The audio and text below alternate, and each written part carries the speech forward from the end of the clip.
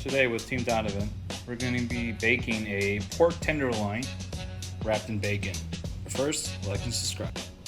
Alright, we have our pork tenderloin and we'll get ready to use that, but first we'll start off with some bacon.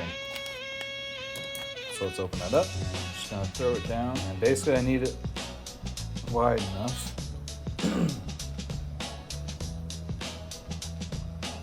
that it's going to actually go across the entire pork one.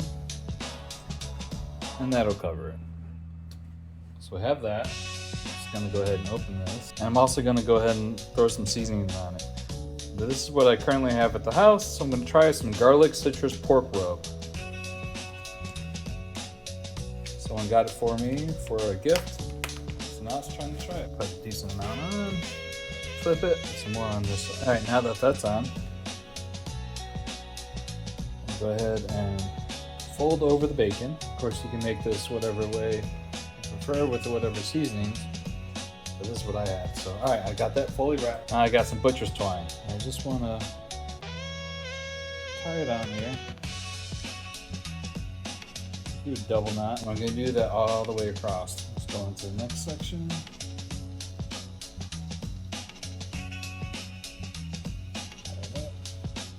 Now you can get fancy with this, but I am not a fancy person.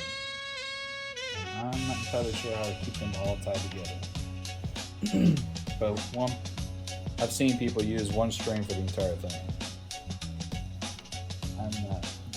Maybe the best way would have been to put the string down first and then.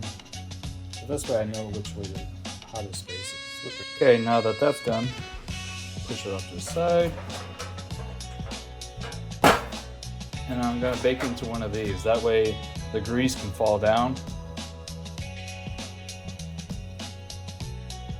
Now, the bacon will of course cook and keep the juices and the bacon grease onto the pork tenderloin to keep it nice and juicy. So, cannot wait to try it. So we're going to throw this in. All right, and we got this set to 400. I'm just going to go ahead and toss this onto the bottom rack.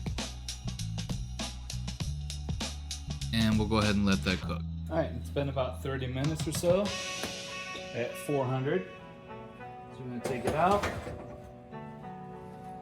We're going to test, and I see 145. Alright, we'll just check another area here and see that 145 come up. Okay, about 150. So a little bit more. Alright, but it's time to pull. Alright, we'll just let it sit here for about 5 to 10 minutes to let it rest. Now that it's rested, let's go ahead and dig in.